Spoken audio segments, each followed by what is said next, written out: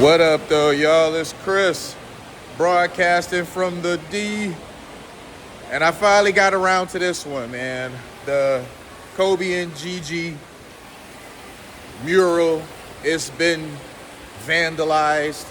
I learned about this a couple days ago, but it's been a lot of stuff happening, so I was kind of prioritizing talking about other things.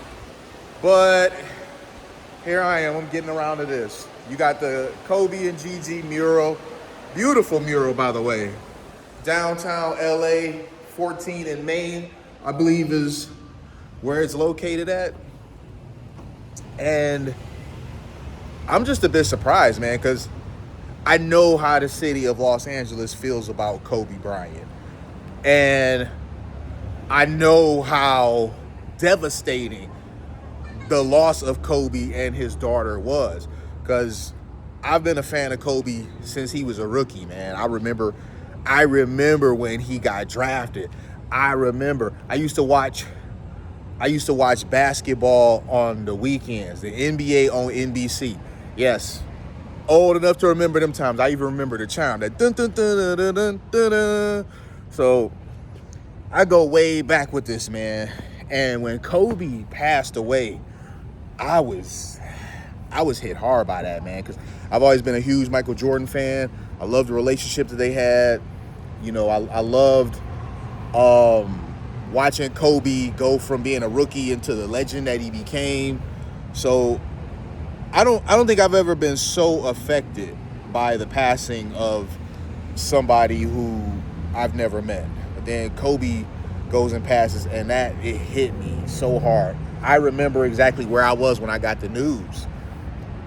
I was sitting at home, my old house. I had this game room, and I got a text message from a friend of mine saying, "Hey, I don't know how true this is, but I'm being told at work that Kobe Bryant has passed."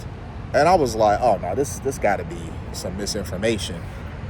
Go to Google, man, and it's news reports aplenty everywhere, just one after another, that Kobe and his daughter and a bunch of others passed away in a helicopter crash.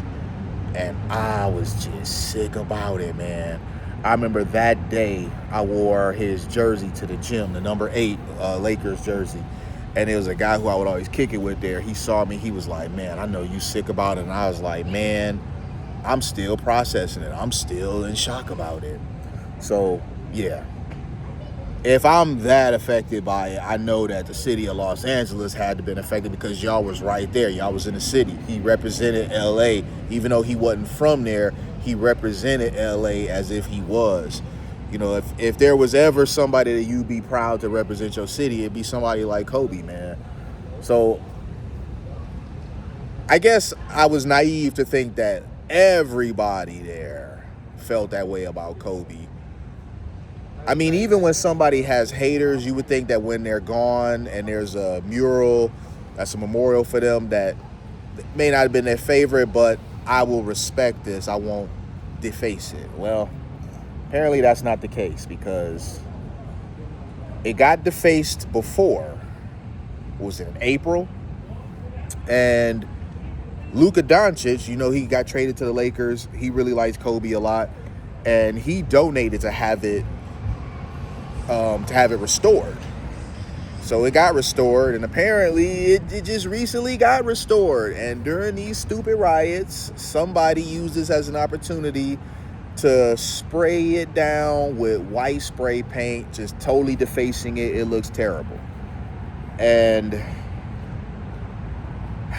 man, situations like this really bring out the worst in people.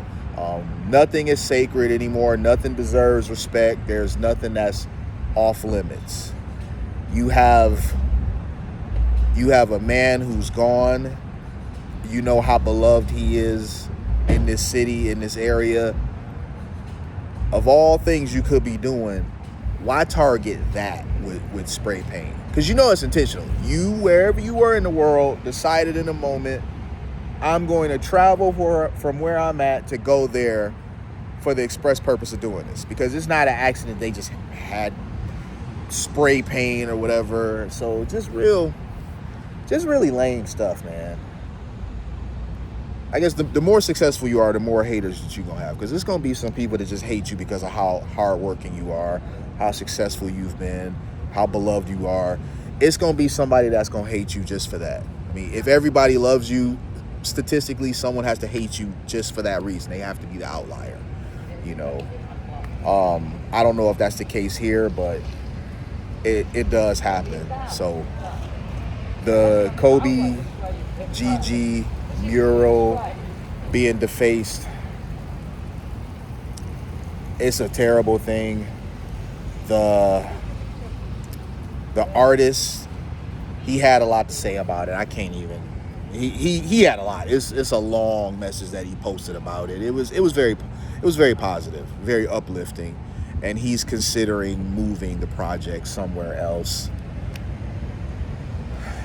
I don't know if that'll help or not, to be honest. You know, you had this out here. It was a beautiful thing, and someone had to do something to it. They just had to. And then you fix it, and somebody comes along, and they just had to destroy it again.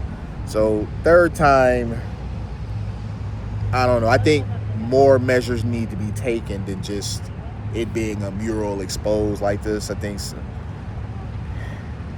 it needs to be some sort of protection. Now, I don't know what that looks like, but I'm sure they'll figure that out. But it's just really sad when nothing is off limits, nothing is sacred, and you have anarchists out there that just want to see the world burn, and they do things knowing that it's going to upset and hurt a lot of people. And I wonder if this is one of those protesters or somebody else who just always was intended on doing this and just kind of use that as cover to do it, or if it was one of these paid protesters, because we know they out there. But I'm gonna leave it there, you guys. Hit me with a like if you like what I do. Hit me with a sub if you like what I do. And hit me in them comments. I'm gonna holler at y'all. Peace.